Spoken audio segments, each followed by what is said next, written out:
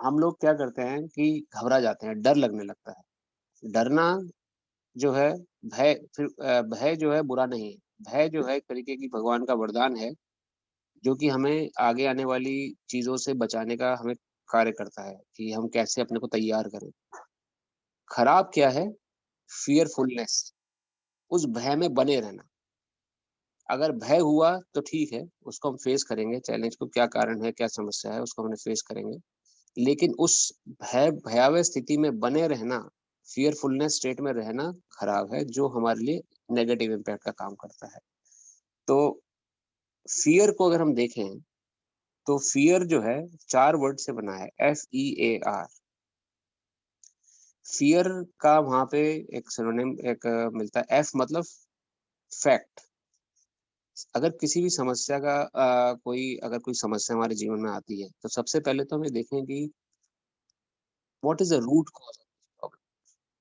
Problem जो आई है मेरे जीवन में, कोई भी प्रॉब्लम आई है, उसका जड़ क्या है? क्या होता है कई बार कि हम मन ही मन में, जब कोई भयावह स्थिति होती है, तो कई बार मन ही मन में हमारा मन हमें पता नहीं कहाँ-कहाँ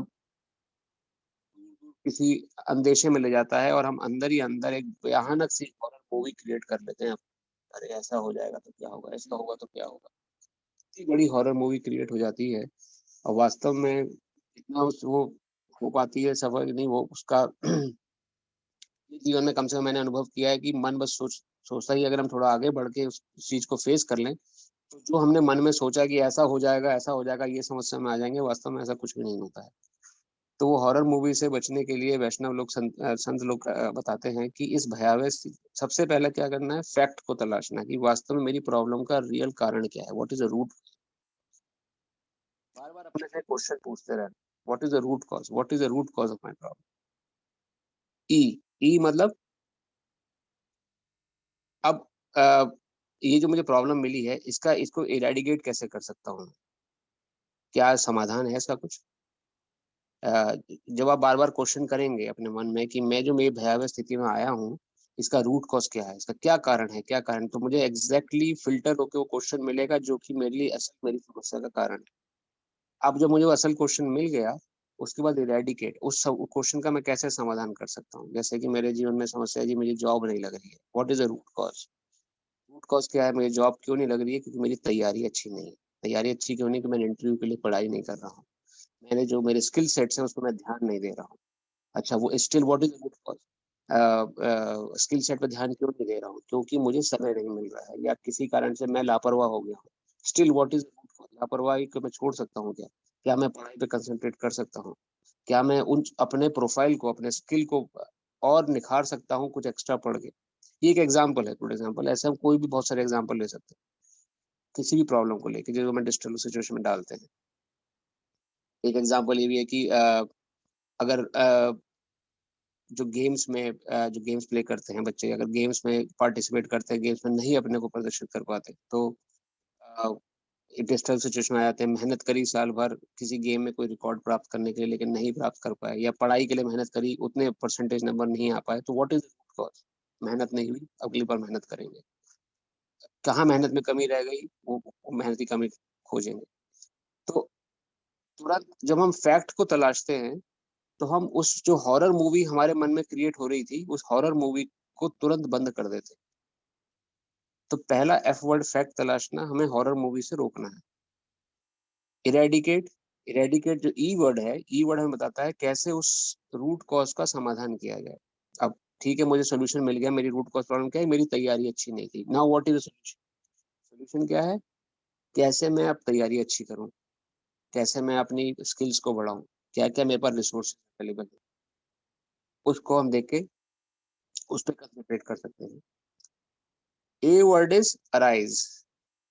फ़ियर में जो ए वर्ड आता है, अराइज़ मतलब कि यहाँ पे भगवान कृष्ण ने अर्जुन को ज्ञान दिया कि कोई भी समस्या हो आपके जीवन में, समझें कि आप आप अपनी रियल स्टेट को जानने का प्रयास करें। आपका रियल सेल्फ है, यू आर आत्मा।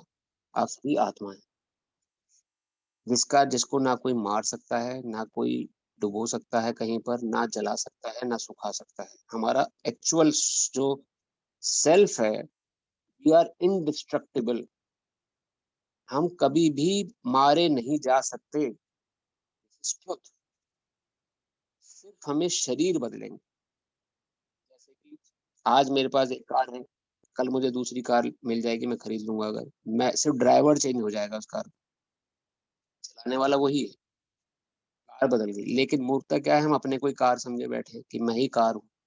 ये शरीर जो है, जैसे भगवान वर्णन करते हैं भगवत में, यंत्र रूराणी संहिता में, कि ये यंत्र मैंने तुम्हें प्रदान किया हुआ है, इस पे तुम आगे बढ़ो। आगे बढ़ने का क्या, जैसे हम भगवत में आगे पढ़ेंगे, तो ये एक प्रकार का यंत्र है, ये मैं नहीं हूँ। ये ज्ञान दूसरे चैप्टर में भगवान ने अर्जुन को दिया कि सबसे पहले तुम अपने को शरीर से पृथक कर लो, तुम्हें शरीर नहीं हो, इस शरीर से अलग हो। तुम्हारी psychologically and biologically you are more more more higher than your body. हम माइंडसेट में सोचते हैं कि मैं, मेरे शरीर में, मैं शरीर हूँ, या इस संसार के बाद मेरा कुछ नहीं होगा। That is completely negated by Bhagavad Gita. Bhagavad Gita ने उसको के सेकंड चैप्टर में भगवान ने तुरंत उसे नकार दिया है कि मेरा जो एग्जिस्टेंस है, मेरा जो रियल सेल्फ है, it is much much higher than my psychology and much much much higher than my biology. मतलब मेरे शरीर का जो, मैं शरीर से कई लाख गुना बड़ा हूँ। समय के लिए मैंने शरीर में निवास किया हुआ है।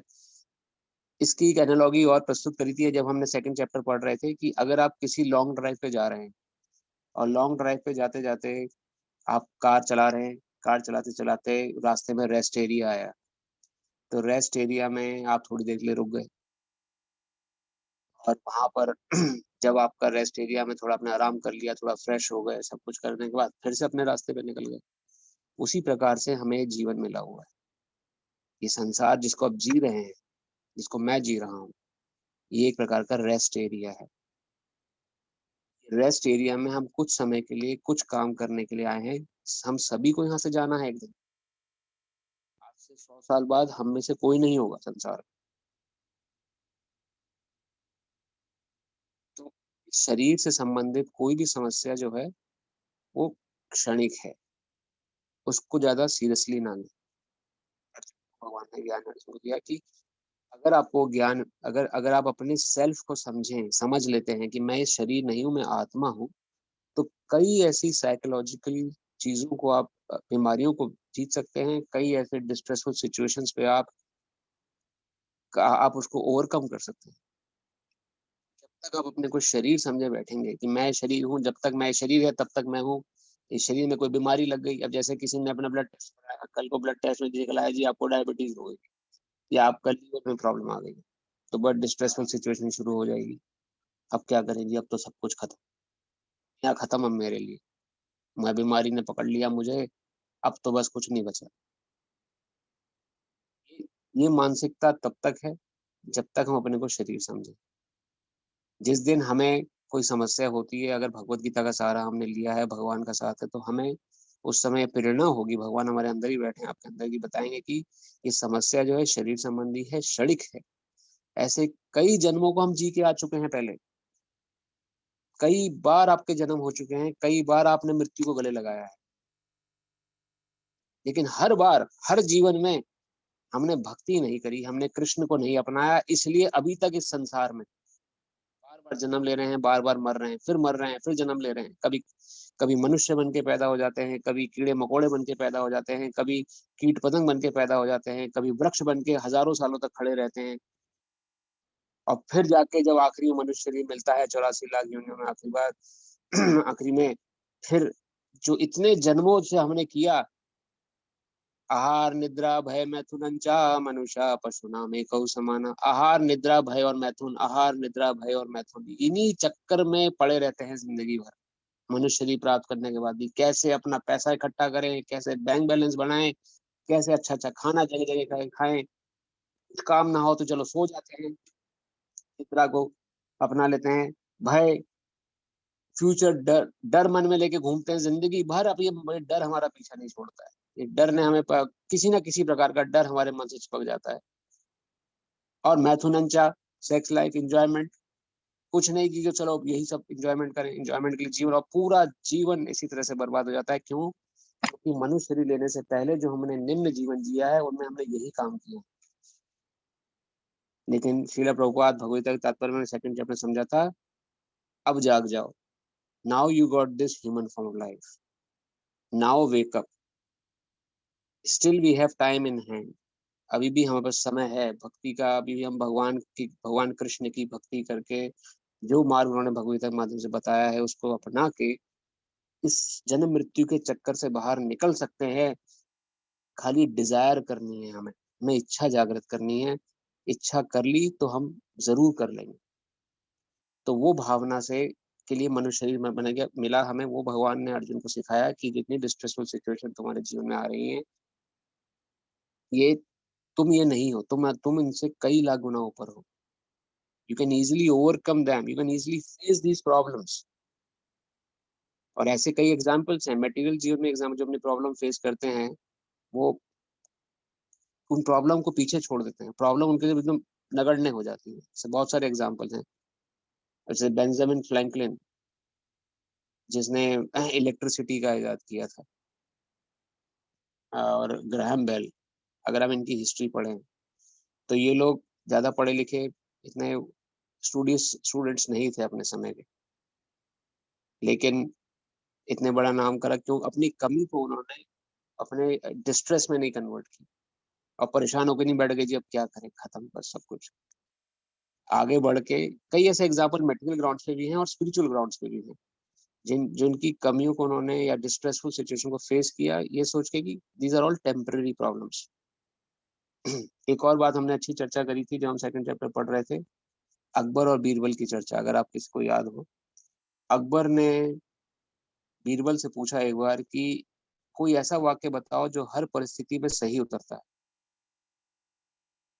किसी कोई चाहे अच्छे सुख के दिन हो चाहे दुख के दिन हो, चाहे खुशहाल माहौल हो या दुखी माहौल हो या कैसा भी माहौल क्यों ना हो, ऐसा वाक्य जो हर परिस्थिति में सही उतरे वो वाक्य बताओ।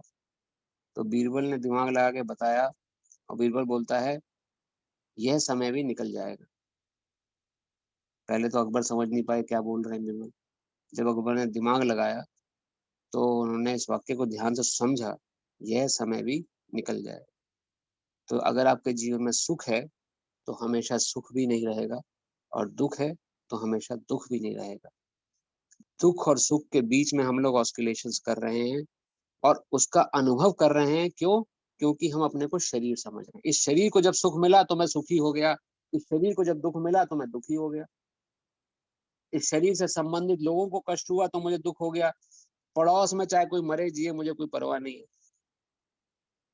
मेरा देश, मेरा मेरा परिवार, मेरा समाज, मेरा मोहल्ला, मेरा देश, दीज आर एक्सटेंडेड सेल्फिशनेस। एक तो मेरी खुद की सेल्फिशनेस है, मैं अपने लिए सोच, एक एक्सटेंडेड सेल्फिशनेस है कि मैं सिर्फ मेरे संबंधित चीजों को सोचता हूँ। पाकिस्तान में आज कुछ हो प्रॉब्लम, मुझे कोई परवाह नहीं थी, तो मेरा दुश्मन है। बांग्लादेश में किसी भक्त को कोई अगर जला दे कोई परवाह नहीं, हम तो सेफ हैं। तो ये जो मानसिकता है इसे भगवत गीता में कृपणता बोला गया, कंजूसी। भगवत गीता में हमने पढ़ा कृपण व्यक्ति होता है इसमें। तो ए मतलब अराइज, फियर का ए, अराइज मतलब अपनी एक्चुअल पोजीशन को आप समझें, आप ये शरीर नहीं है, आप आत्मा है और अपनी साइकोलॉजी से बायोलॉजी से कई लाख गुना बड़े।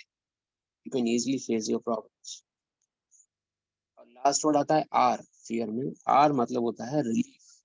रिलीफ मतलब कोई भी प्रॉब्लम आपके जीवन में आए तो अकबर और बीरबल की ये बात आप याद रखें, ये समय भी निकल जाएगा, हमेशा साथ नहीं रहेगा, हमेशा ये बुरा समय मेरे साथ नहीं रहेगा या हमेशा अच्छा समय नहीं रहेगा। और कई प्रॉब्लमों को ध्यान ही ना दे, सोच के निकाल दें कि रियली जस्ट कि I am just here a visitor. इस संसार में सत्य यही है कि वी आर विजिटर्स।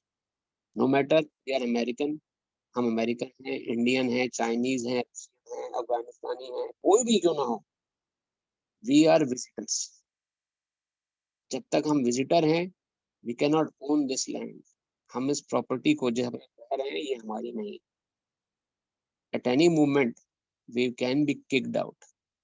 किसी समय भी हमें यहाँ से धक्के मार के निकाल दिया जा सकता है। तब कहाँ परिवार है? फिर कौन बचाएगा हमें? ना परिवार उस समय बचा पाएगा, ना प्रिय से प्रिय व्यक्ति हमें कोई बचा पाएगा। हमारे गुरु महाराज भजन गाते हैं, आया था हरि भजन को मीठे लागे दाम, दुविधा में दोनों गए माया मिली न राम। तो किसी एक को अपना बनाना, और राम इजीली हमारे बन सकते हैं अगर हम उनके नाम का जप करते हैं, उनके नाम का जप करते हैं, उनके बताए हुए मार्ग पे चलते हैं। भगवत गीता में राम और कृष्ण में कोई अंतर नहीं है, तो इजीली राम हमें मिल सकते हैं। लेकिन अगर दाम के चक्कर में पड़ेंगे तो दाम तो कभी बन ही नहीं पाएगा हमारा। तो इसलिए डर स्थिति से बाहर निकलने के लिए अर्जुन को सबसे पहले भगवान ने अटैक किया सेकंड चैप्टर में कि अपनी रियल सेल्फ को आप समझें कि आप अपनी साइकोलॉजी और बायोलॉजी दोनों से बहुत ऊपर हैं। You are soul, you are not this body. इस बॉडी को तो एक दिन छोड़ना ही है। जब छोड़ना है तो इसको अच्छे से मेहनत करा लें।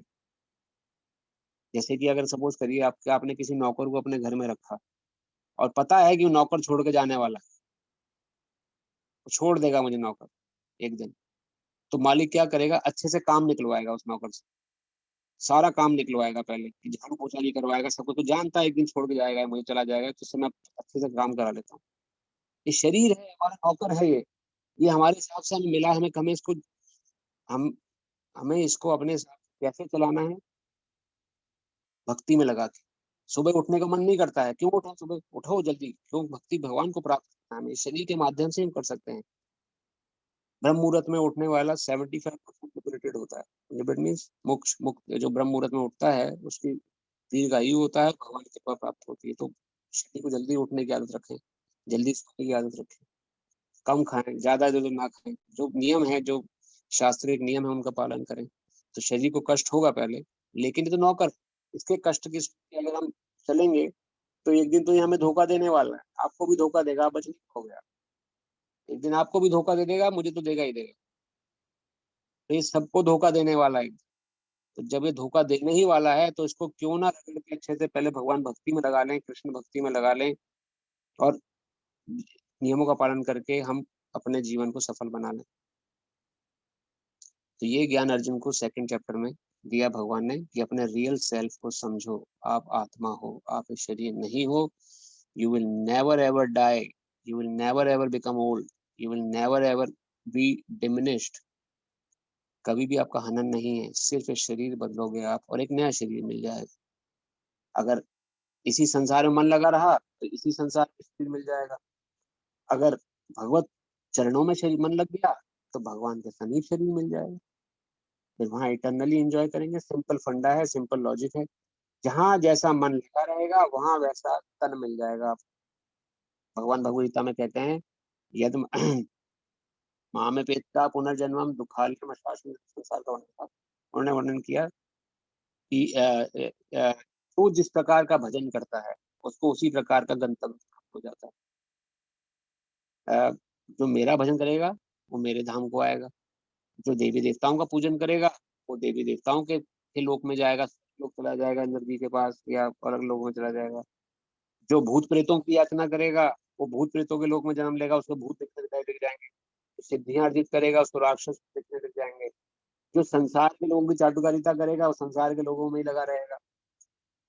चापलूस लोग भी तो होते हैं, कुछ लोग संसार के लोगों की चापलूसी करते हैं, तो उन्हीं के आगे पीछे रहेगा। तो जो जिस प्रकार का व्यवहार बनाता है उसको उसी प्रकार का गंतव्य मिल जाता है। तो भगवान की भक्ति में लगता है, उसे भगवान प्राप्त हो जाते हैं। सिंपल लॉजिक है, कोई एक मुश्किल की बात नहीं समझनी।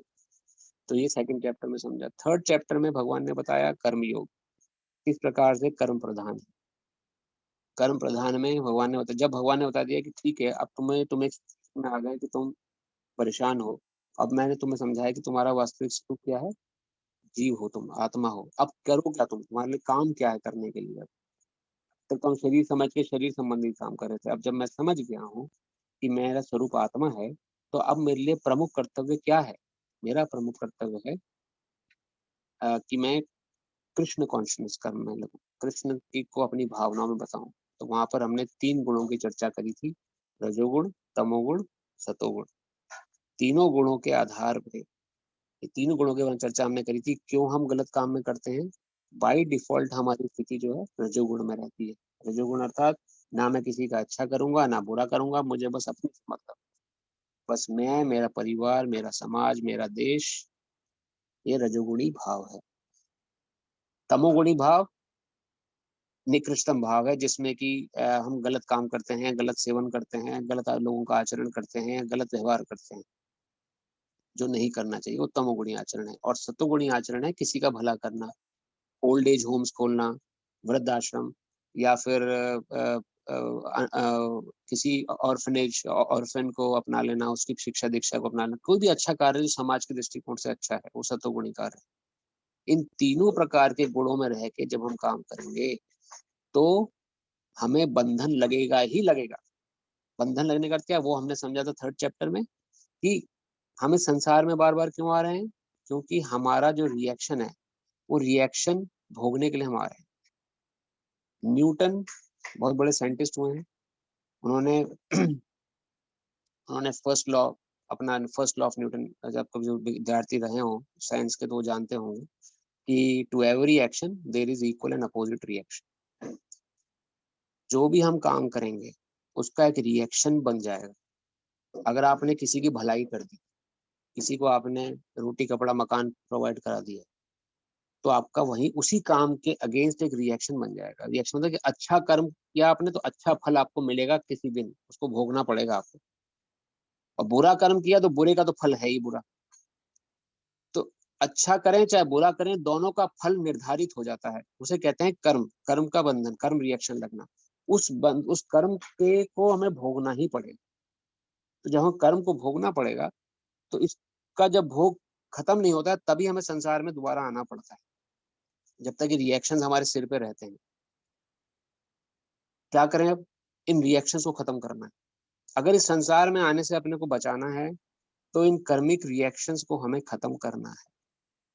कर्मिक रिएक्शंस कैसे खत्म होंगे, तीनों गुणों से आगे जाके काम करें। अगर हम बाय डिफॉल्ट हम रजोगुणी है, कम से कम आप कोशिश करें कि तमोगुण में ना गिरे। 24 घंटे में से हम आप अपने को क्लोजली मॉनिटर करें अपने घर में, तो हम इन तीनों गुणों के अंदर ऑस्किलेट करते रहते हैं।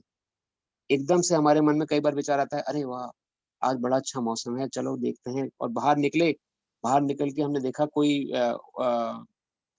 होमलेस वर्कर दिख गया हमें, या कोई गरीब व्यक्ति, कोई भिखारी दिख गया, अरे इसे दान दे देते हैं, चलो कुछ पैसा दान दे देते हैं। एकदम सतोगुणी भाव आ गया मन में, सतोगुण एकदम आ गए। जैसे ही पैसा देने के लिए बटुआ अपना या पर्स निकाला, अरे पैसा ऐसे क्यों दूं, इन्वेस्ट करता हूँ कहीं पर, कुछ मिलेगा मुझे। और अगेंस्ट मैं अगर जब दे ही रहा हूँ पैसे तो कुछ मिले भी तो मुझे। ये सोच के लोग कई बार मंदिरों में पंखे लगवाते हैं कि जी पंखा मैं लगवा रहा हूँ मगर मेरा नाम एकदम दिखना चाहिए वहां पर, शर्मा जी द्वारा भेंट किया गया ये पंखा। या बेंचें लगवा रहा हूँ तो वहां बेंचों पे मेरे नाम गुदे होने चाहिए, अग्रवाल परिवार जी की देन। तो इस प्रकार से पैसा दे रहा हूँ, कुछ मिले मुझे जरूर। तो सतोगुणी काम किया, लेकिन सतोगुणी का विचार आया, लेकिन रिजल्ट की भावना होती रजोगुणी में आ गए, तो सतोगुण तक उठे एकदम, फिर रजोगुण में ड्रॉप हो गए। और वही पैसे को ना हमने सतोगुण में उपयोग किया ना रजोगुण में उपयोग किया, उस पैसे को गए शाम को हमने देखा कि अरे आज माहौल अच्छा है, मौसम बढ़िया था, चलो टर्कीज को पकड़ के लेके आते हैं, नॉनवेज लेके आते हैं, अपना हम गेट टुगेदर करते हैं और मांसाहार करेंगे, मदिरापान करेंगे, फैमिली गेट टुगेदर करते हैं एकदम। तो जीव हत्या में लग गए, तो उसी समय तमोगुण में गिर जाते हैं। तमोगुण में और बहुत सारे एग्जाम्पल्स हैं, किसी के प्रति एकदम से क्रोधित हो जाना, या ये सब तमोगुणी वो है। तो हम पूरे दिन में इस सतोगुण रजोगुण तमोगुण तीनों के अंदर ऑस्किलेट करते रहते हैं। कभी एकदम सतोगुणी हो जाएंगे, कभी तमोगुणी, कभी रजोगुण में बाय डिफॉल्ट मैक्सिमम टाइम बने रहते हैं। तो कोशिश करें कि रजोगुण से तमोगुण में ना गिरें, ये प्रयास करें आप अपने जीवन में। इस तीनों गुणों का ज्ञान लेने का अर्थ ये है, कोशिश करें सतोगुण में बने रहने का। रजोगुण से तमो सतोगुण में उठे पहले, और सतोगुण में बने रहने का प्रयास करें। सतोगुण से अगर ड्रॉप होना भी पड़े तो रजोगुण से नीचे ड्रॉप ना हो। तो ये ज्ञान भगवान ने थर्ड चैप्टर में अर्जुन को दिया था, कि पहले तो पता ही हो, लोगों को पता ही नहीं है जी गुण क्या होते हैं, ना पढ़ाया गया स्कूल कॉलेज में, ना माता पिता को पता था, ना उनके माता पिता को पता था। तो हमें तो पता ही नहीं कि रजोगुण तमोगुण क्या है। तो भगवत गीता में भगवान ने अर्जुन को सजेशन तीनों गुण जो ठीक हैं हम पे उसी प्रकार 24 घंटा 365 डेज 24 क्रॉस 365 डेज एक्ट हो रहे हैं। जिस प्रकार से ठीक एक कठपुतली के हाथ में रस्सी बंधी होती है और जो कठपुतली का जो मालिक है कठपुतली को नचा रहा है, उसी प्रकार से तीनों गुण हमें नचा रहे हैं। कभी एक हम प्रश्न सतोगुण है प्रभु, स्वरूप यह एक प्रश्न है कि कर्मों का रिएक्शंस तो हमको खत्म करना है और ज्यादा से ज्यादा कृष्ण कॉन्शियस में रहना है, और आप जैसे भी बता रहे हैं कि सतगुण में ज्यादा से ज्यादा रहना है। मैं उस पर आ रहा हूँ लेकिन प्रभु। हमारे मन में जो भी, चित्त में जो भी मैं उस पर आ उभरता रहा हूँ है। प्रभु। मुझे 2 मिनट दीजिए आप, मैं उस पर ओह आता सॉरी हूँ। Sorry, go ahead. ठीक। फिर भी प्रश्न हो जाए तो हम प्रश्न वाले सेक्शन में हम उसको पढ़ेंगे, लेकिन मैं उस पर आ रहा हूँ प्रभु। But sure I got sure. Your question. तो अभी क्या है कि इन तीनों गुणों में अगर हम रहेंगे तो हम लोगों का रिएक्शन बनता रहेगा। अगर हम चाहे अच्छा करें किसी का, आपने किसी गरीब को दान दे दिया तो एक रिएक्शन बन गया जी, आपने किसी को खाना खिलाया तो आप कभी भूखे नहीं रहोगे, तो रिएक्शन आपका बचा रहेगा। कई बार किसी को बुरा किया आपने तो बुरे का बुरा तो भोगना ही पड़ेगा। लेकिन भगवत गीता के 3rd चैप्टर में भगवान ने बताया कि तुम्हें ऐसे कर्म करने हैं कि तुम्हें इसके रिएक्शन खत्म हो जाए। और रिएक्शन करने के लिए सतोगुण से भी ऊपर एक लेयर होती है जिसे कहते हैं शुद्ध सतोगुण या कृष्ण कॉन्शियसनेस स्टेट। कोई भी आप कर्म करें वो कृष्ण को भावनाओं में बसा के करें तो उस कर्म का रिएक्शन नहीं लगेगा। जब तक आप सतोगुण रजोगुण और तमोगुण में रह के कोई भी काम कर रहे हैं उसका रिएक्शन साथ साथ बनता जा रहा है और उस रिएक्शन को आपको भोगना ही पड़ेगा। अच्छे कर्म का भी फल भोगना ही पड़ेगा और बुरे कर्म का तो भोगना ही पड़ेगा। और उस वो जो भोग, वो जो कर्म जब तक खत्म नहीं होंगे उनका रिएक्शन, तब तक संसार में आपको अलग अलग वेश में आना ही पड़ेगा। ये this is law of nature. Law of nature Shrila Prabhupada ने बुक लिखी थी, आप सभी को पढ़नी चाहिए। उसमें शास्त्रों से, उसमें पुराणों से और भगवान श्रीला प्रभुपाद ने या शास्त्रों ने अलग अलग नियम लिखे हैं, क्या क्या किस प्रकार से नेचर के नियम हम पे लागू हो रहे हैं जो हमें पता ही नहीं है, क्योंकि कोई सीरियस ही नहीं इसके प्रति। हमारे शास्त्र अपने आप में पूर्ण है, उनमें किस प्रकार से जीवन जिए उन्होंने एक एक पहलू को समझाया है। अगर आप हमारे साथ बने रहेंगे भगवत गीता के अंत तक आप समझ जाएंगे इस बात। तो इन तीनों गुणों से ऊपर है कृष्ण कॉन्शियसनेस स्टेट जिसे कहते हैं शुद्ध सत्वगुण। तो अगर आप कोई भी काम करें, अगर आप सत्वगुण में बनाए रखने की अपनी अपनी काबिलियत को बरकरार रखते हैं, मतलब कि आप बने रहते हैं, तो सतोगुण से कृष्ण कॉन्शियसनेस तक उठना बहुत आसान है, क्योंकि अगली स्टेट वही है। तो आप इजीली अगर सतोगुणी हैं तो कृष्ण कॉन्शियस हो सकते हैं। अगर रजोगुण और तमोगुण में आपका जीवन जा रहा है, रजोगुणी है जी मैं अपने बारे में सोचता हूँ भाई, मुझे इंपॉर्टेंट जॉब ही है, मुझे जॉब ही करती है भाई, मुझे कुछ नहीं लेना देना, मेरे पास टाइम ही नहीं है जी भक्ति करने का मेरे पास। कई लोग कहते हैं मरने का भी टाइम नहीं है मेरे पास, इतना इतना मैं बिजी हूँ। तो घोर रजोगुणी व्यक्ति है। उससे आप कहें जी जाके हरिनाम हो रही है, भगवान कृष्ण का नाम ले लो, भगवत गीता क्लास में आ जाया करो। अजी कहाँ आ सकता हूँ जी, मेरे पास टाइम ही नहीं है, मैं तो इतना बिजी इंसान हूँ कि मैं अपने घर वालों को ही देख, वही बहुत बड़ी बात है। हजार तरीके हैं। तो उनको जो रजोगुण में है और जो तमोगुण में है उस व्यक्ति को कृष्ण कॉन्शियसनेस स्टेट तक उठना में बहुत समय लगता है और एकदम से नहीं उठ सकते, क्योंकि एकदम टोटली चेंज है मेंटल लेवल पे भी और फिजिकल लेवल पे भी। लेकिन सतोगुण में जो है व्यक्ति, वो सतोगुणी व्यक्ति कृष्ण कॉन्शियस स्टेट तक आराम से उठ सकता है आफ्टर सम मॉडिफिकेशन। गीता आप जैसे आप सभी सतोगुण में हैं, तभी आप समय निकाल के इस 1 घंटे में आप यहाँ दे रहे हैं, इस 1 घंटे में आप क्या कुछ नहीं कर सकते थे। You can develop anything, you can go and create anything, you can earn so much money, but आप इस समय अपना समय निकाल के 1 घंटा भगवत गीता सुन रहे हैं बिकॉज यू आर इन सतोगुणा। आप इसकी वैल्यू समझ रहे हैं, that's trying to build that. और ऐसे आपके जैसे हजारों लोग जो भगवत गीता कथा में सुन रहे हैं, श्रवण कर रहे हैं, they are trying to make themselves uprise, अपने को सतोगुण से रजोगुण, सतोगुण से शुद्ध सतोगुण में ले जाने का प्रयास कर रहे हैं कृष्ण कॉन्शियस स्टेट में। और जैसे ही हमने वो कृष्ण कॉन्शियस स्टेट अपना ली, उसमें हमारा रिएक्शन लगने बंद हो गए। कोई भी काम आप करें उसमें बुरा काम तो होगा ही नहीं, क्योंकि सतोगुण में बुरे काम नहीं होते। अच्छा काम करेंगे, जो अच्छा काम कर रहे हैं उसका रिएक्शन नहीं लगेगा। फिर कर्म कर रहे हैं खत्म, कर्म कर रहे हैं खत्म, कर्म कर रहे हैं खत्म, और एक समय जब जीवन समाप्त हो जाएगा कोई रिएक्शन ही नहीं बचा, you are free as per the law of nature. इसलिए श्रील प्रभुपाद कहते थे स्पिरिचुअलिटी इज साइंस। इसको आप साइंटिफिक एंगल से समझें।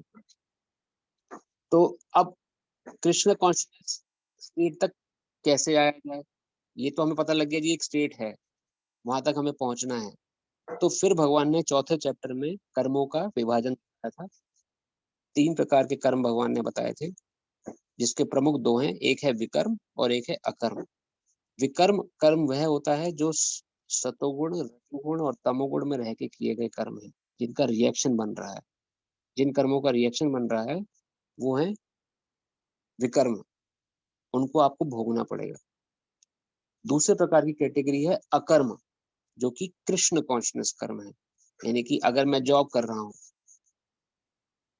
तो मेरा मूल उद्देश्य क्या है, कृष्ण संतुष्टि। जो भी मुझे रिजल्ट मिलेगा, सैलरी मिलेगी या जो कुछ मिलेगा, कुछ परसेंट में भगवान की सेवा में, उनकी भगवत गीता जहाँ प्रचार हो रहा है वहाँ भगवत गीता डिस्ट्रीब्यूशन में, और प्रसादम वितरण में, या फल सब्जी मंदिर पहुंचाने में, इन सब में मैं कुछ परसेंट अपनी सेवा का लगाऊं, क्योंकि मेहनत मैंने करी, पैसा मैंने कमाया, मैंने अपने पैसे का थोड़ा सा पोर्शन भगवान की सेवा में लगा दिया, तो सतोगुणी काम हुआ। लेकिन उद्देश्य क्या था, कृष्ण प्रसन्नता, कृष्ण को कॉन्शियस में रख के मैंने काम किया, तो ये जो मैंने काम किया इसका रिएक्शन ही नहीं लगा भगवत गीता के अनुसार। अगर यही काम आप अपनी प्रसन्नता के लिए करते कि जी मैंने पैसा कमाया, पैसा कमा के कुछ पैसा आया, चलो मंदिर में दान देते हैं, मेरा नाम हो जाएगा थोड़ा वहां पर, या चलो मैं संतुष्टि मिल गई, मुझे संतुष्टि मिलेगी, आत्म संतुष्टि मिल गई, मैंने दान दिया है। उस उस समय जो आपने दान दिया मंदिर में, उसका रिएक्शन, वो पॉजिटिव रिएक्शन लगा आपको, पॉजिटिव सतोगुण का रिएक्शन लगा, अब उस रिएक्शन भोगने के लिए आपको संसार में आना पड़ेगा। लेकिन अगर यही काम आप कृष्ण की संतुष्टि के लिए करें तो उसका रिएक्शन नहीं लगेगा। कोई भी आप कार्य अपने जीवन का कृष्ण की प्रसन्नता के लिए करते हैं तो सर्वोपरि वह कार्य सतोगुणी कार्य होता है। और दूसरा ये कि उस कार्य में का रिएक्शन नहीं लगता। अब आप चाहे जॉब करें, इसलिए भगवान ने अर्जुन को बोला, तुम्हें अगर मुझे प्राप्त करना है, अर्जुन बोला था मैं जंगल जा रहा हूँ जी, मेरे बस की नहीं है युद्ध लड़ना। युद्ध अर्थात रिस्पॉन्सिबिलिटीज को फेस करना।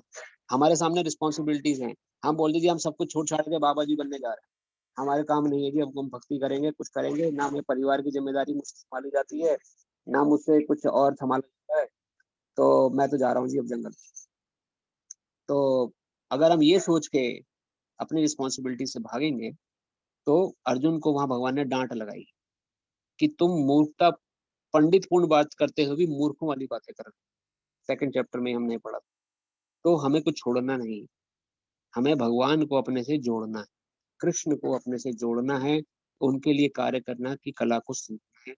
वो भगवत गीता के चौथे चैप्टर में भगवान ने प्रारंभ करी। प्रारंभ करके भगवान ने बताया कि अकर्म करने की अपनी काबिलियत को बढ़ाएं। कैसे आप ऐसे कर्म करें जो कि मेरी प्रसन्नता। वहाँ कृष्ण वर्णन कर रहे हैं कि just whatever you are doing, उसका या तो कर्म फल या कर्म मुझ पे समर्पित करते चलो। जैसे अर्जुन को बोला तुम युद्ध लड़ो मेरी प्रसन्नता के लिए, मैं जानता हूँ तुम युद्ध नहीं लड़ना चाहते, तुम्हारी इच्छा नहीं युद्ध लड़ने की, लेकिन मैं तुम्हें कह रहा हूँ तुम युद्ध लड़ो। खड़े हुए उठ के और उन्होंने युद्ध लड़ा कृष्ण को प्रसन्न करने के लिए। तो उनका नाम और हो सर्वश्रेष्ठ धनुर्धर के रूप में निखर के आए, उनको निष्कंटक राज्य पृथ्वी पर भी मिला और बाद में भगवान का धाम वैकुंठ लोक मिला। तो ये कला हमें सीखनी है, अगर हम सीख पाए अपने जीवन में कैसे कृष्ण की को प्रसन्न करने के लिए हम अपने कोई भी छोटे से छोटा या बड़े से बड़ा कर्म करें। आप देखेंगे इस काम में कृष्ण को प्रसन्नता होगी कि नहीं होगी। अगर कृष्ण मुझे देख रहे होंगे तो मैं अगर ये काम कर रहा हूँ या कर रही हूँ, तब क्या किस काम से अगर अगर वो भावना मन में आती है तो वो काम कृष्ण कॉन्शियस, उसका रिएक्शन नहीं लगता। जॉब करें, पढ़ाई लिखें, आप टीचिंग में हैं, बच्चों को पढ़ाएं, सोच के आप बच्चों को ही आप शिक्षा दीजिए। इवन जो विवाह भी करते हैं, सोचते हैं जो मेरे जो बच्चे होंगे उनको मैं कृष्ण भक्त बनाऊंगा, तो विवाह भी भक्ति बन जाता है। बच्चों का लालन पालन पोषण भी भक्ति बन जाता है। आपके घर में संतान है, उनको आप ये सोच के पला रहे हैं कि ये आगे चल के कृष्ण भक्त बने, इनको वैसा वातावरण मैं प्रदर्शित करता हूँ, वैसा वातावरण घर का मिले इनको कि ये कृष्ण भक्त बन सके। का पालन पोषण जो आप कर रहे हैं, जो जिम्मेदारी आप उठा रहे हैं, वो सब भक्ति बन गया, उसका कोई रिएक्शन नहीं लगा। वही आप बच्चों को वही सब अच्छा साथ समान सब वैसा अच्छा एनवायरनमेंट देंगे, ये सोचेंगे कि अच्छे चल के आगे चल के साइंटिस्ट बने, इंजीनियर बने, वो वैसे भी बनेंगे। वो भक्ति का दृष्टिकोण नहीं लगा अगर मन में, तो उनका रिएक्शन लग जाएगा। तो आप अपने घर में बच्चों को वैसा भक्तिमय वातावरण दें, क्योंकि उनके जीवन में जो भी उनके जीवन में उनको बनना है, वो तो उनको वो बनेंगे ही बनेंगे अपनी काबिलियत से। लेकिन जब वो भक्तिमय वातावरण से ऊपर उठेंगे, तो समाज की हजारों बुराइयों से बच जाएंगे। इतना बुराइयां हैं समाज में इस समय कि आप नहीं समझ सकते। जो स्कूल कॉलेजों में परोसी जा रही हैं बुराइयां, आप जो यूएस में वो जानते हैं, जो इंडिया में वो भी अब जानने लगे हैं। जहाँ 8वीं से 10वीं मिडिल स्कूल में बच्चा पहुंचता है, वहाँ किस प्रकार का वातावरण है, वहां पर ना चाहते हुए पेरेंट्स कुछ नहीं कर सकते आप। तो अगर आपके बच्चे इंटरनली स्ट्रांग होंगे, भक्ति का उनपे उनका असर होगा, या भगवान कृष्ण के प्रति उनकी अंदर जागरूकता होगी, या अपने रियल सेल्फ का ज्ञान होगा कि मेरा वास्तविक एक्चुअल सेल्फ क्या है। I am the soul. मुझे शरीर की संतुष्टि के ज्यादा काम नहीं करना है। शरीर तो मुझे छोड़ देगा एक दिन, तो ये तो एक नालायक नौकर है, ये तो मुझे लात मार के जाएगा एक दिन। मुझे इसको संतुष्टि ज्यादा नहीं देखनी है, मुझे अपने अपनी वैल्यूज को बढ़ाना है, अपनी अपनी अपने जो मेरे थॉट प्रोसेस है उसको इम्प्रूव करना है। मुझे अपनी भगवत गीता का सहारा लेना है। अगर बच्चों के अंदर ज्ञान होगा, तो अगर वो कल के डेट में साइंटिस्ट, डॉक्टर्स, इंजीनियर्स बनते हैं, साथ भक्ति का कल्ट जुड़ा होगा उनके पास, तो जमाने की कोई बुराई आ जाए, स्ट्रेसफुल सिचुएशन क्यों ना आ जाए, उनको टच से मस नहीं कर पाएगी उनको अगली सिचुएशन। तो वैसा ज्ञान आप दे सकते हैं। ऐसा आप बच्चों को पढ़ाएंगे तो कृष्ण कॉन्शियसनेस कर्म हो गया। भगवान उसका ना रिएक्शन लगा, रिजल्ट भी आपको हाथ में मिल गया। तो भगवत गीता इसलिए जो है एक पूर्ण ज्ञान है। तो 4 अध्यायों में हमने अभी तक ये ज्ञान समझा है, जिसमें भगवान ने आखिर कर्म का ज्ञान और यज्ञों के बारे में थोड़ा बताना प्रारंभ कर दिया था, कि यज्ञ कितने प्रकार के होते हैं। उसमें से सबसे पहले द्रव्य यज्ञ होता है, और फिर द्रव्य यज्ञ के बाद आपका स्वाध्याय यज्ञ होता है। द्रव्य यज्ञ अर्थात जो कर्मकांडी लोग करते हैं। स्वाध्याय यज्ञ में जो ज्ञानी लोग हैं, जो ज्ञान अर्जित करने के लिए ज्ञान ज्ञान यज्ञ करते हैं। और तीसरे प्रकार की यज्ञ है हठ यज्ञ, जिसमें जो कि सिद्धि अर्जित करते हैं लोग। 8 प्रकार की सिद्धियां हैं, अणिमा, लघिमा, राष्ट्रीय प्राप्ति, प्राकम्य, ये बड़ी बड़ी सिद्धियां हैं। और कामा वसायता सिद्धि सबसे ऊपर। तो ये 8 प्रकार की सिद्धियों के लिए जो यज्ञ करते हैं। लेकिन शास्त्र वर्णन आता है, सिद्धि मुक्ति कामी सकले रे अशांत। ये सभी लोग अशांत रहते हैं। जो सिद्धि की कामना कर रहा है, कोई इस संसार में कुछ प्राप्त कर लूं बस, उसकी कामना कर रहा है, वो अशांत रहेगा हमेशा। मुक्ति, जो मुक्ति की कामना कर रहा है, वो भी अशांत है। मुक्ति मिलेगी कि नहीं मिलेगी पता नहीं, जी पता नहीं मैं मुक्त हो पाऊंगा कि नहीं हो पाऊंगा।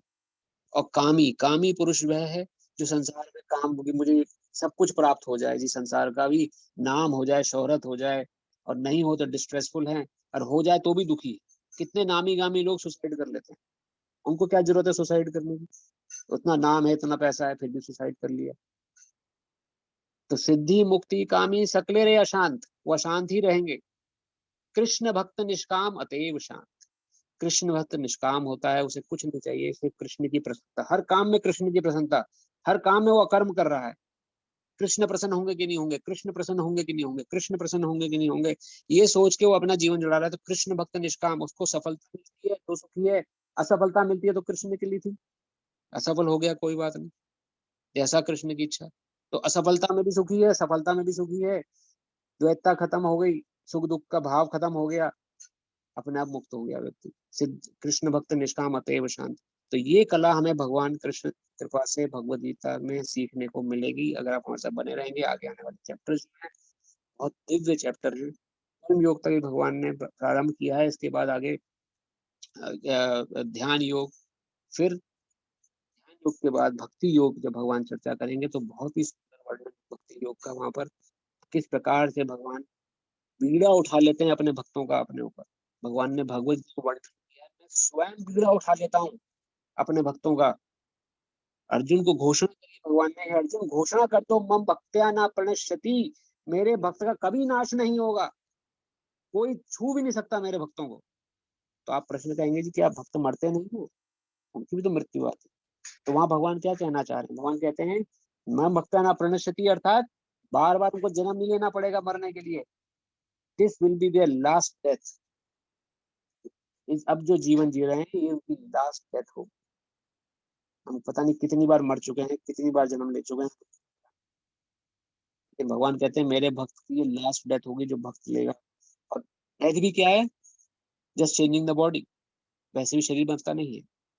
तो वहाँ भगवान भक्ति जो भक्ति योग चैप्टर जो प्रारंभ होंगे, आखिरी के 6 अध्याय जो बहुत ही दिव्य सुंदर अध्याय हैं, और उनमें भगवान ने ऐसी बातें कही हैं जो हम कल्पना भी करें, सोच करें कि भगवान इतना सोचते हैं हमारे बारे में।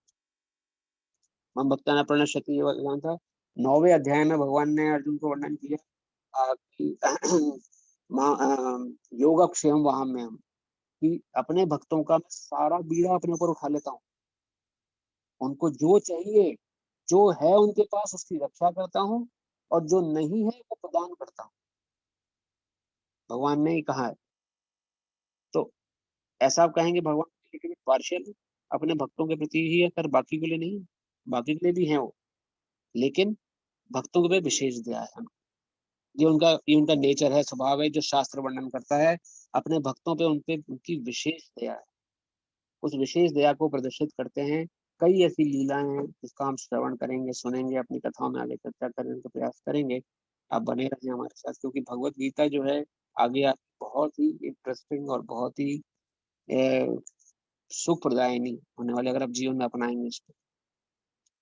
तो ये चौथे अध्याय तक हमारी आज तक की संक्षिप्त, आज क्षमा करिए थोड़ा ही समय हो गया आज कथा में, लेकिन ये थोड़ा सा कनेक्टिविटी देना जरूरी है, क्योंकि भगवत गीता का सब्जेक्ट हमसे मिस ना हो। तो 4 अध्याय में हमने अभी तक ये समझा है कि सर्वप्रथम मुझे इसका प्रयास करना है कि मैं आत्मा हूँ, मैं शरीर नहीं हूँ। ये इसका प्रयास करें, मन में सोचें, कम से कम इस मन को खटकाएं थोड़ा सा, भाई अब बहुत हो गया, शरीर नहीं है हम मरेंगे नहीं, शरीर छोड़ेंगे बस एक दिन, और उसके बाद दूसरा शरीर मिल जाएगा। जैसे रात को सोते हैं, अगले दिन सुबह उठ जाते हैं, जब सो रहे हैं तो मरना अवस्था ही है, वो कोई पता थोड़ी क्या हो रहा है चारों तरफ। वैसे ही मृत्यु के समय होगा, पता नहीं हो क्या होगा, लेकिन जब आँख खुलेगी तो एक और शरीर होगा। तो शरीर छोड़ेंगे, मरेंगे नहीं, ये निर्गुण निश्चित बात है। दूसरी बात क्या है कि जब हमें अभी क्या करना है, अभी तो हम जीवित हैं, हमें अकर्म करना है। हमें सतोगुण रजोगुण तमोगुण में ऑस्किलेट नहीं करना, हमें सतोगुण में बने रहने का प्रयास, और सतोगुण से कृष्ण कॉन्शियसनेस अकर्म तक उठने का प्रयास करना है, कि अकर्म तक उठे रहें, किसी प्रकार कृष्ण के लिए कर्म करना सीख जाएं। जो भी कर्म करें कृष्ण प्रसन्न होंगे कि नहीं होंगे, उसमें कृष्ण की प्रसन्नता को के लिए कर्म करें। जब इतना करने का प्रयास करेंगे हम, तो हम उस स्टेट में बने रह सकते हैं और हम आगे भगवत गीता ज्ञान को समझ सकते हैं। भगवत गीता के विषय को समझने के लिए ये ज्ञान होना बहुत जरूरी है। ये दोनों ज्ञान है, एक तो आत्म तत्व का ज्ञान कि मैं आत्मा हूँ, शरीर नहीं हूँ, और दूसरा ज्ञान कि मुझे कर्म क्या करना है, अकर्म करना है। मुझे कहीं भी आ, अपने लिए, अपनी इंद्रिय सुख के लिए या मेरे परिवार के सुख के लिए, उनके लिए काम नहीं करना, मुझे काम कृष्ण के लिए करना। तो ये ज्ञान जब हम एक्सपीरियंस करने लगेंगे तो भगवत गीता इजिली हमारे जीवन में समावित होने लगेगी। आज हमारे हरि नाम मिस हो गया, तो मेरी आपसे प्रार्थना है कि हम एक माला जरूर आज करेंगे, जिससे हमारा नियम ब्रेक ना हो। उसके बाद कोई आपके अगर प्रश्न हो तो हम प्रश्न ले सकते हैं, क्योंकि समय आज उसमें ही समाप्त हो गया। तो अगले हफ्ते हम 5वें अध्याय से प्रारंभ करेंगे। तो आप सभी से मेरी प्रार्थना है, अगर आपकी माला थैली हो तो आप माला थैली ले लें, एक माला भगवान के शुद्ध नाम की अब जप करें, जिससे कि हमारे मन में कोई अगर बुराइयां हो, कुछ छल कपट हो, तो ये हरि नाम के सहारे से हम उसको दूर कर सकें। आप इस पीरियड में अपने को अनम्यूट कर सकते हैं, जिससे कि हम संकीर्तन का लाभ ले सकें, जो हम साथ साथ जप कर रहे हैं उस जप का हमें लाभ मिल सके। तो अनम्यूट करने आप कर सकते हैं हरि नाम के दौरान। नमा ओम विष्णुपदाय कृष्ण पृष्ठाय भूतले श्रीमते नव योगेंद्र स्वामिनी नामिने नमस्ते प्रभुपाद देवे नाम संकीर्तन प्रचारिणे विशेष शून्यवादी समस्ते स्तारिणे। नमा ओम विष्णुपदाय कृष्ण पृष्ठाय भूतले श्रीमते भक्ति वेदांत स्वामिनी नामिने नमस्ते सरस्वती देवे गौरवाणी प्रचारिणे निर्विशेष शून्यवादी पाश्चात्य देश तारिणे। जय श्री कृष्ण चैतन्य प्रभु नित्यानंद श्री अद्वैत गदाधर श्रीवासादि गौर भक्त वृंदा। अब एक-एक माला हम हरि नाम जप करेंगे, एक माला आप अनम्यूट करना चाहें तो कर सकते हैं। देखो, हरे कृष्ण कृष्ण कृष्ण कृष्ण हरे हरे, हरे राम राम राम हरे हरे, हरे कृष्ण कृष्ण हरे कृष्ण कृष्ण कृष्ण हरे हरे, हरे राम राम राम हरे हरे, हरे कृष्ण हरे कृष्ण कृष्ण कृष्ण हरे हरे, हरे राम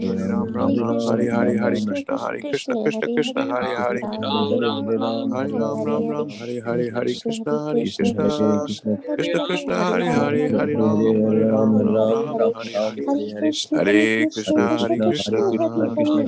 हरे, हरे कृष्ण कृष्ण कृष्ण हरे हरे, हरे राम राम हरे हरे, हरे कृष्ण कृष्ण कृष्ण हरे हरे, हरे राम राम हरे हरे, हरे कृष्ण कृष्ण कृष्ण हरे हरे, हरे राम राम हरे हरे, हरे कृष्ण कृष्ण हरे हरे, हरे राम राम हरे हरे, हरे कृष्ण कृष्ण हरे हरे, हरे राम राम हरे हरे, हरे राम राम हरे हरे, हरे कृष्ण कृष्ण कृष्ण हरे हरे, हरे राम राम हरे हरे, हरे कृष्ण कृष्ण कृष्ण हरे हरे, हरे राम राम हरे हरे, हरे कृष्ण कृष्ण हरे कृष्ण कृष्ण हरे हरे, हरे राम राम हरे हरे, हरे कृष्ण कृष्ण हरे हरे, हरे राम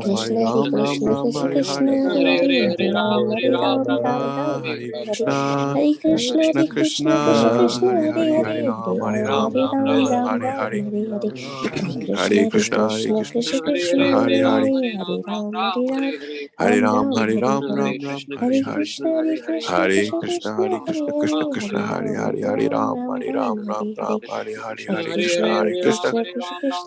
हरे हरे, हरे राम हरे हरे, हरे कृष्ण कृष्ण हरे हरे, हरे राम हरे हरे, हरे कृष्ण कृष्ण हरे हरे, हरे राम हरे हरे, हरे कृष्ण कृष्ण हरे हरे, हरे राम हरे हरे,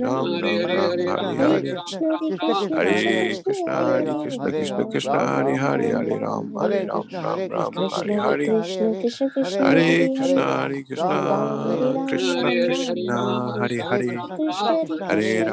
हरे हरे, हरे कृष्ण कृष्ण कृष्ण हरे हरे, हरे राम राम हरे हरे, हरे कृष्ण कृष्ण कृष्ण हरे हरे, हरे राम राम हरे हरे, हरे कृष्ण कृष्ण हरे हरे, हरे राम राम हरे हरे, हरे कृष्ण कृष्ण हरे हरे, हरे राम राम हरे हरे, हरे कृष्ण कृष्ण हरे हरे, हरे राम राम हरे हरे, हरे कृष्ण कृष्ण हरे हरे, हरे राम राम हरे हरे, हरे कृष्ण कृष्ण हरे हरे,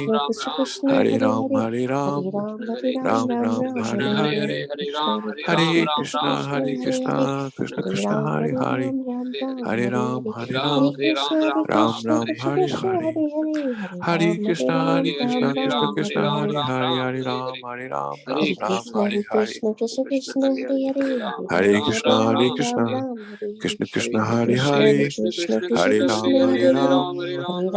राम हरे हरे, हरे कृष्ण कृष्ण हरे हरे, हरे राम हरे हरे, हरे कृष्ण कृष्ण हरे हरे, हरे राम हरे हरे, हरे कृष्ण कृष्ण हरे हरे, हरे राम हरे हरे, हरे कृष्ण कृष्ण हरे हरे, हरे राम हरे हरे, हरे कृष्ण कृष्ण हरे हरे, हरे राम हरे हरे, हरे कृष्ण कृष्ण हरे हरे, हरे राम हरे हरे, हरे कृष्ण कृष्ण हरे हरे, हरे राम हरे हरे, हरे Krishna Krishna Krishna Hare Hare, Ram Ram, Hare Hare. Hare Krishna, Hare Krishna, Krishna Krishna, Hare Hare, Hare Ram. Hare Ram, Ram Ram, Hare Hare. Hare Krishna, Hare Krishna, Krishna Krishna, Hare Ram, Hare Ram, Ram Ram, Hare Hare. Hare Krishna, Hare Krishna, Krishna Krishna, Hare Hare. Hare Ram, Ram Ram, Hare Hare. Hare Krishna, Hare Krishna, Krishna Krishna, Hare Hare. Hare Ram, Ram Ram, Hare Hare. Hare Krishna, Krishna Krishna, Hare Hare. Hare Ram, Ram Ram, Hare Hare. Krishna Krishna, Hare Hare. Hare Ram, Ram Ram, Hare Hare. बहुत बहुत धन्यवाद आप सभी का। कोई प्रश्न हो किसी के मन में तो आप हम 5 मिनट उस पर चर्चा कर सकते हैं। एक हैंड रेज हुआ है प्रणय भटनागर जी की तरफ से। प्रभु जी, आप सर्वज्ञानी हैं पहले से ही, फिर भी आपके प्रश्न कोई है अगर तो पूछ सकते हैं। हम प्रयास करेंगे। जैसे आपने बताया कि योगक्षेम महामहम वाली बात आपने बताई, भगवान वहन करते हैं अपने भक्तों का, तो फिर भक्तों के जीवन में देखने को मिलता है, तो उसका क्या कारण है? ब्रेक हुआ प्रभु, क्या कह रहे हैं भक्तों? क्या भक्तों के जीवन में भी कष्ट देखने को मिलते हैं, तो इसका क्या कारण है जब भगवान उनके योग और क्षेम का वहन करते हैं? तो देखिए, कष्ट क्या है पहले तो वो समझना है हमें। तो कष्ट तो सभी के जीवन में आएंगे। इस संसार में जो व्यक्ति है उसके जीवन में कष्ट आने ही आने हैं। जो भक्त है उसकी मृत्यु आती है, जो भक्त है उसको भी संसार में कष्ट भोगने भोगने भोगने पड़ते हैं। लेकिन उन कष्टों का जो जो भोगने का जो फेस करने का, उन चैलेंजेस को फेस करने की जो टेंडेंसी है वो भक्त की बदल जाती है और वहाँ भगवान वहाँ बीड़ा उठाते हैं। इसका एक एनालॉजी है, जिस प्रकार से बिल्ली को जब अपने बच्चे को पकड़ना होता है तो अपने मुंह से ही बच्चे को पकड़ती है वो, लेकिन ऐसे पकड़ती है कि बिल्कुल डेलिकेसी से, बिल्कुल खरोच तक ना आ जाए। उसी बिल्ली को अगर एक चूहे को पकड़ना है उसी मुंह से, तो कैसे पकड़ेगी आप? पूरा खूनम खून कर देगी उसे। उसी प्रकार से जब भक्त के जीवन में कष्ट आता है तो सोचता है कृष्ण कृपा से है ये कष्ट, दृष्टिकोण बदला हुआ है, कृष्ण है, कृष्ण संभाल रहे हैं, कष्ट ने आया है ऐसे निकल जाएगा, और प्रत्यक्ष रूप से निकल जाता है जीवन में कष्ट। और जो अभक्त है उसके जीवन में कष्ट आता है, जिसको कृष्ण पे विश्वास नहीं, जो कृष्ण पे भरोसा नहीं करते हैं, उनके जीवन में कष्ट आते हैं तो वो डिप्रेशन में, डिस्ट्रेस में, एंग्जाइटी में चले जाते हैं। तो कष्ट आएंगे जीवन में, क्योंकि संसार में जो है व्यक्ति को कष्ट में रहेगा ही, क्योंकि संसार का नियम ही है। भगवत गीता में ही हम पढ़ेंगे, अगर आप हमारे साथ आते हैं रेगुलरली तो जी, तो भगवत गीता में भगवान कहेंगे समुपेत्या पुनः जन्मम दुखाल्यम अशाश्वतम। ये संसार है, ये दुखों का घर है, दुखाल्यम अशाश्वतम।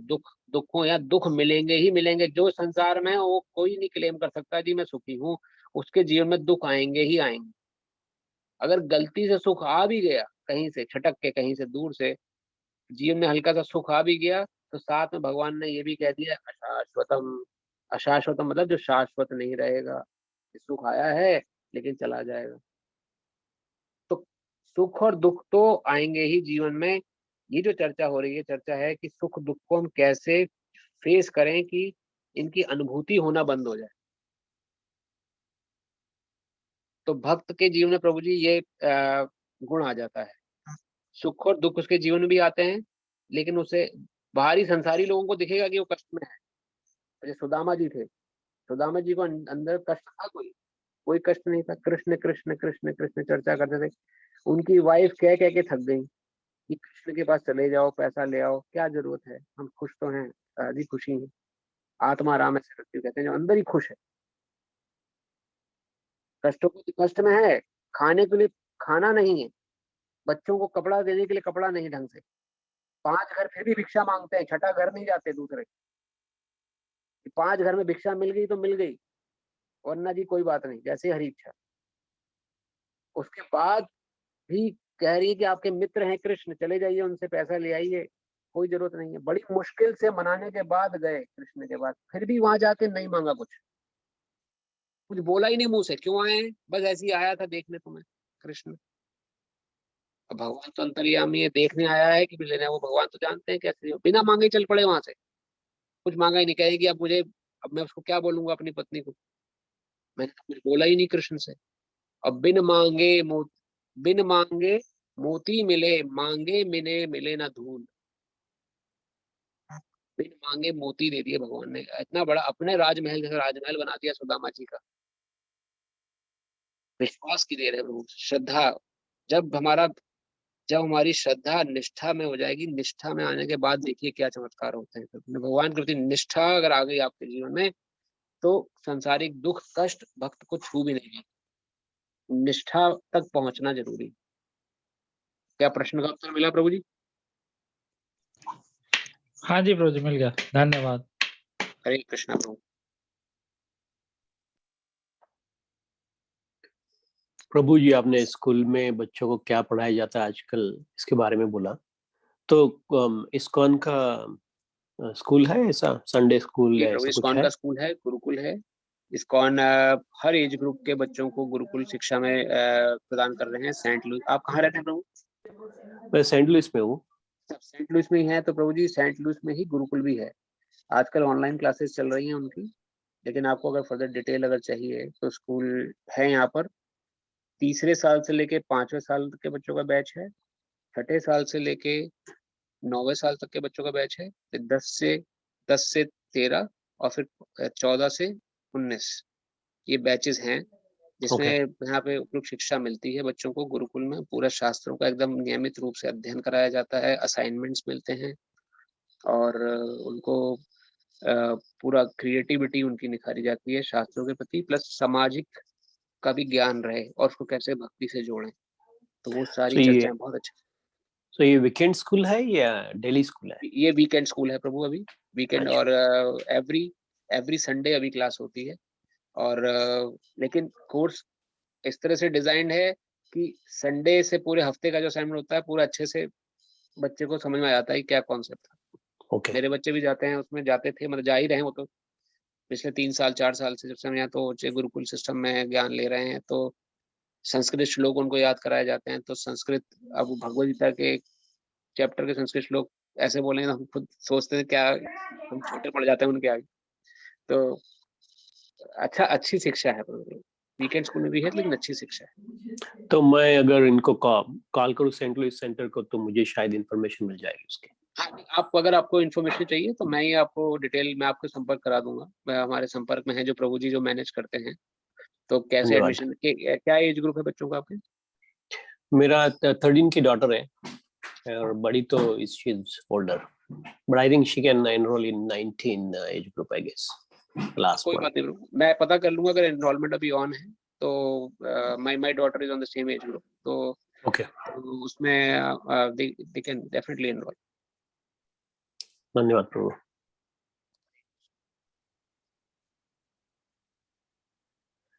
दूसरा एक और प्रश्न था, अगर किसी दूसरे को प्रश्न नहीं है तो आपने कृष्णा कॉन्शियसनेस, आई मीन अपना सात्विक गुणों से ऊपर उठ के अगर कर्म करना है तो कृष्णा कॉन्शियसनेस बताया। लेकिन हमारे चित्त में जो संस्कार होते हैं वो तो काफी जन्मों के हैं, I mean it's probably 1000 births and all that. तो ऐसा सिचुएशन में कोई एक्सपेडाइट वे है? क्योंकि कभी कभी ये क्रिया योग और ये बाकी सभी योगों का बात हरिनाम होता है करें अपार्ट प्रभु, फ्रॉम। आप हरिनाम करते हैं? हाँ, जो हरिनाम हरे तो कृष्ण करना महामंत्र ही आपने बोला, है, वो तो पक्का है। और भी कुछ है उसके वही अलावा? वही एकमात्र सहारा है प्रभु, ये समझिए आप। अच्छा। भगवान कृष्ण का नाम जब इज ए कैटलिस्ट इस युग के अच्छा। लिए। तो इसलिए हम एक माला जब अपनी क्लास में करवाते हैं भक्तों से कि एक माला कम से कम हो जाए। बाकी आप 16 माला का विधान है, 16 माला हमें करना है, लेकिन कैटलिस्ट जो है हरिनाम ही है इस युग में प्रभु। इससे ज्यादा असरदार और कोई तरीका नहीं। चैतन्य महाप्रभु जो स्वयं कृष्ण थे, उन्होंने यही मार्ग हमें दिखाया है कि हरिनाम करें। हरिनाम से ही कृष्ण प्राप्ति और जितने प्रकार के जो हम ज्ञान लेने का प्रयास कर रहे हैं, मन शुद्धि या कुछ भी, सिर्फ हरिनाम से हो सकती है। तो अगर आप एक माला करते हैं तो 2 करें, 2 करते हैं तो 4 करिए, 16 तक पहुंचने का प्रयास करें। 16 माला में ये हो जाएगा कि हर सांस पे भगवान का नाम लेने के बराबर हो जाएगा। ओके। तो 16 माला जप का वो है विधान है वैसे शास्त्रों में। That is the most expedite process. बाकी आप संपर्क में रहें, आप मुझे अपना कॉन्टैक्ट डिटेल दे दें तो इस्कॉन में हमारे यहाँ मंदिर में अलग अलग क्लासेस होती है, जैसे भगवत गीता की इंग्लिश में भी होती है, हमारे प्रभु जी हमारे बीच में हैं जो इंग्लिश में क्लास देते हैं, और तमिल में भी होती है, तेलुगु में भी होती है, हिंदी में तो हम लोग हमें प्रयास मिला हुआ है करने के लिए। तो और भागवतम क्लास होती है every day in the evening 6:30 PM Saint Louis time. Bhagavatam Shrimad Bhagavatam कथा होती है। तो हम चौथे कैंटो पर आ चुके हैं, 4th कैंटो चल रहा है हमारा भागवतम। ओके। तो अगर आप उन सब में इंटरेस्टेड हो तो भागवतम भगवान की संपूर्ण लीलाएं हैं, वो भागवतम श्रवण कर सकते हैं। और बच्चों की संडे को क्लासेस होती है, वो मैं आपको डिटेल भेज ही दूंगा। तो आप मुझे एक बार अपना डिटेल नंबर वगैरह कुछ भेज दें तो मैं आपको ये सारा प्रोग्राम डिटेल्स भेज देता हूँ। तो इफ़ यू आर इंटरेस्टेड तो आप संपर्क रहें। लाइक माइंडेड लोगों से भक्तों का संग करेंगे तो अनर्थ निवृत्ति होगी, अनर्थ निवृत्ति बस श्रद्धा भाव तक पहुंचेंगे हम लोग, और हरिनाम जप करते रहें। बस यही इस युग के लिए बताया गया है भगवद गीता में, और कुछ करने की आवश्यकता नहीं, क्योंकि कुछ भी संभव नहीं है हमारे लिए करना हरिनाम के अलावा। धन्यवाद प्रभु। और कोई प्रश्न किसी का?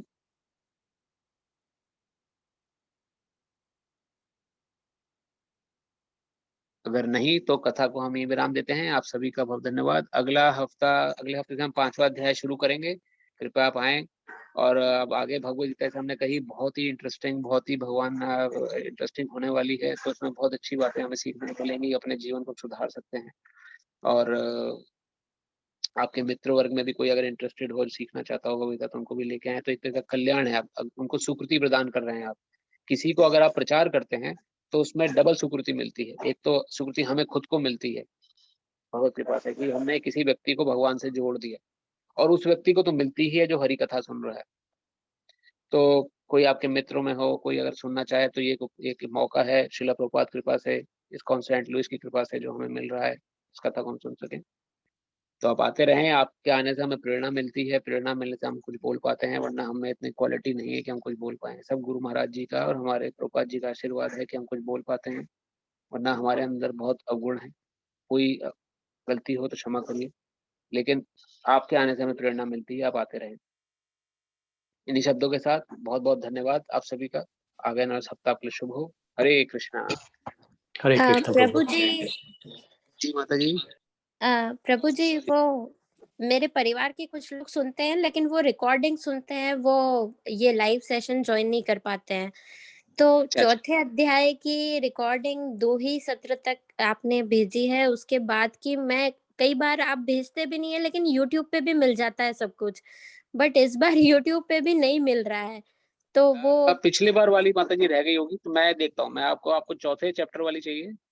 जी प्रभु जी। ठीक है माता जी, मैं उपलब्ध कराता हूँ। वो मैं अपने व्हाट्सएप ग्रुप पे डालता हूँ। जी जी प्रभु जी। और एकादशी कब है? जैसे वो भी सब सुनने लगे हैं, तो बहुत सारे लोग कल है माता जी, एकादशी भी करने लगे हैं, तो आप अच्छा हरि एकादशी बोल, भी बता जय हो। दीजिए। ये तो बहुत ही अच्छी बात है माता जी। जी प्रभु जी, बहुत तो सारे लोगों ने एकादशी भी करनी चालू करी है आपके ही ये सारे अच्छे वचन सुन के। मैंने भी करी है और मेरे परिवार में भी बहुत लोगों ने करी है। जय हो माता। ये तो गुरु कृपा है, और महाराज जी और हमारे गुरु महाराज जी का आशीर्वाद है, और श्रील प्रभुपाद की कृपा है कि आप सभी कर रहे हैं। आप स्वयं खुद भी अच्छे हैं, सभी तभी कर पा रहे हैं, वरना हमें काबिलियत नहीं। लेकिन एकादशी कल है माता जी, मैं आपको डिटेल व्हाट्सएप ग्रुप पर डाल दूंगा। जी जी प्रभु जी। जी धन्यवाद प्रभु जी। हरे कृष्ण। हरे कृष्ण। आप सभी का पुनः धन्यवाद। हरे कृष्णा। बहुत बहुत धन्यवाद। Thank you. Hare Krishna. Hare Krishna. Hare Krishna. Hare